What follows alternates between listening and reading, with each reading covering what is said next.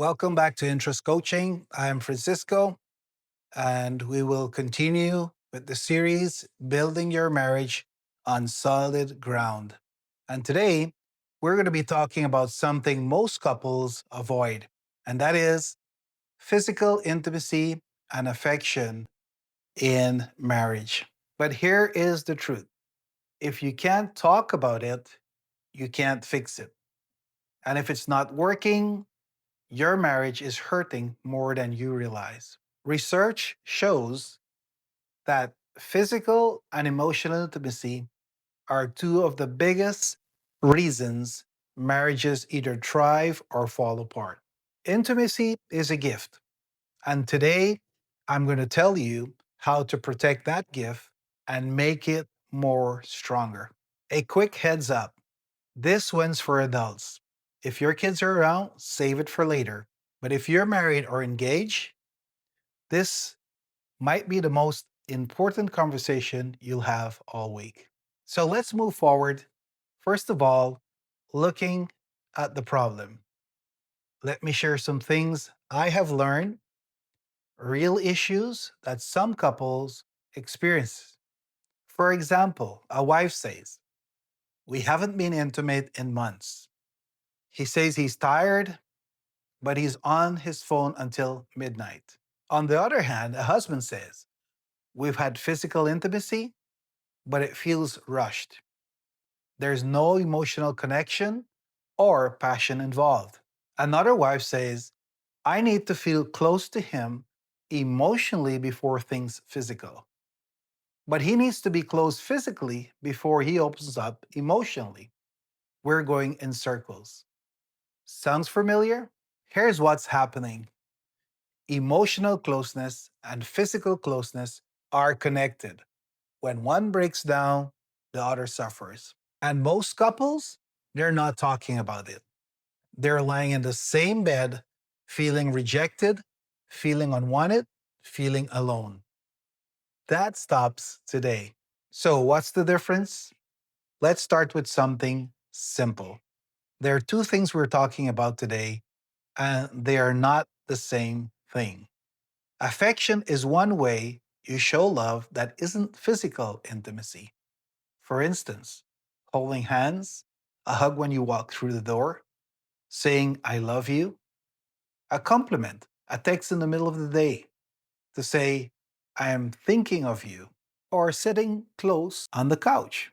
Physical intimacy is connection. And in a committed marriage, that is a beautiful thing, but it's separate from affection. Here's the problem a lot of couples fall into. He thinks, if I hug her, she'll think I want physical intimacy. So I'll only be affectionate when I do want physical intimacy. On the other side, she thinks he only touches me when he wants something. So she starts pulling away from all affection. And now both of them are starving for connection, and neither one knows how to reach the other. The fix is simple, but it takes intention. Husbands, be affectionate with no agenda. Hug her just to hug her. Tell her she looks beautiful just because she does. Wives, let him show affection without immediately thinking it's a tactic. Let him love you without turning it into a moment of tension. You need both affection and physical intimacy in your marriage. They mean different things. Don't confuse them. So here's an example of a vicious cycle. Let me show you a pattern I see over and over. For instance, she needs to feel emotionally close before she wants to be physically close. She needs conversation, help, presence. She needs to feel like he sees her. He needs physical closeness to feel emotionally connected. Touch is how he gives his love and how he receives it. So here's what happens: he doesn't feel connected, so he pulls away emotionally. On the other side, She doesn't feel emotionally close, so she pulls away physically. He feels rejected, he pulls away more. She feels even more distant, she pulls away more. And it just keeps going and going until someone explodes or checks out entirely. So, how do you break the cycle? Well, someone has to go first. Someone has to give without waiting to get something back. Husbands, give her emotional connection without expecting it to lead anywhere. Talk to her, help her without being asked, be affectionate with no agenda. Wives, be open to receiving your husband's initiative. Reciprocate his efforts so you can build and open up the way to physical intimacy.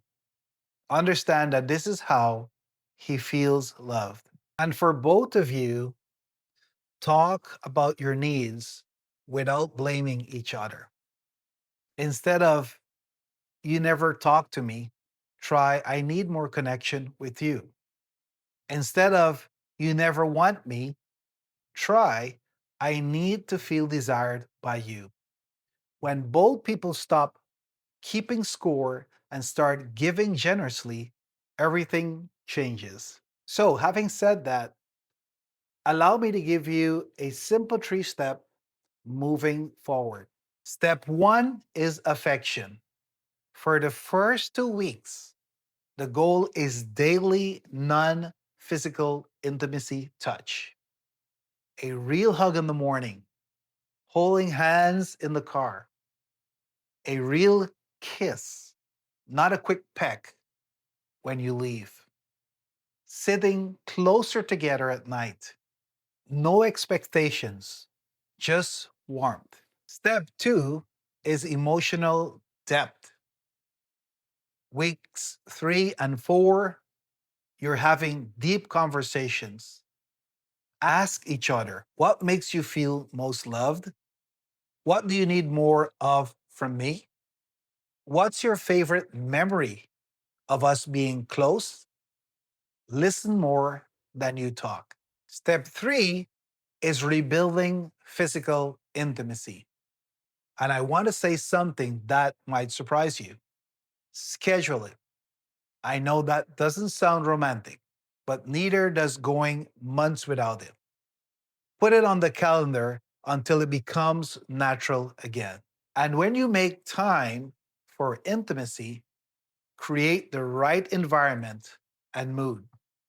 Clean space, maybe some music, no phones, no interruptions. And focus on connecting, not performing. This isn't about impressing each other. It's about two people who love each other expressing that love. Think about what pleases them. Be generous. One more thing, if there are deeper issues getting in the way, don't ignore them. Pornography use destroys intimacy. Past trauma needs real support. Medical issues are real and treatable. Shame about physical intimacy from how you were raised. Healthy intimacy in marriage is natural and good. Get help if you need it. Don't let pride or embarrassment keep you stuck. Here's what researches actually shows. It's not how often you're intimate that predicts a happy marriage. It's the quality of that intimacy and whether both people feels satisfied and safe. Couples who stay physically affectionate, even just non-physical intimacy touch, report being happier. Couples who can talk openly about their needs have better intimacy. The world treats physical intimacy like it's cheap, like it's something selfish or casual. But in a committed marriage, it can be one of the most generous, meaningful things you share. Protect that. Here comes the fun part, your assignment. Here's what I want you to do this week. 3 non physical Intimacy touches every day: a hand on the shoulder, a hug, sitting close. Small things done consistently change the temperature of a marriage. One genuine compliment every day, not with an agenda, just because it's how you feel. Remove one barrier. Kids not sleeping? Fix the routine. Too tired at night? Try the morning. Carrying resentment? That has to be addressed. It blocks everything. And yes, schedule intimacy this month. Aim for once a week and adjust from there. One date night per week. Just the two of you. No kids, no phones, no distractions. Intimacy isn't just physical. At its core, it's about being truly known by another person and still feeling chosen. It's about safety, vulnerability, giving, and receiving. So, have the conversation you've been putting off. Take the affection challenge and watch what shifts. And if you're dealing with something deeper, trauma, compulsive behaviors, medical issues, please get help. You don't have to carry that alone. If this content has been useful to you, please give us a like and don't forget to subscribe. Next time, we're talking about roles in marriage: who does what and how to build a life together without losing yourself. I'm Francisco. Let's build marriages that actually thrive.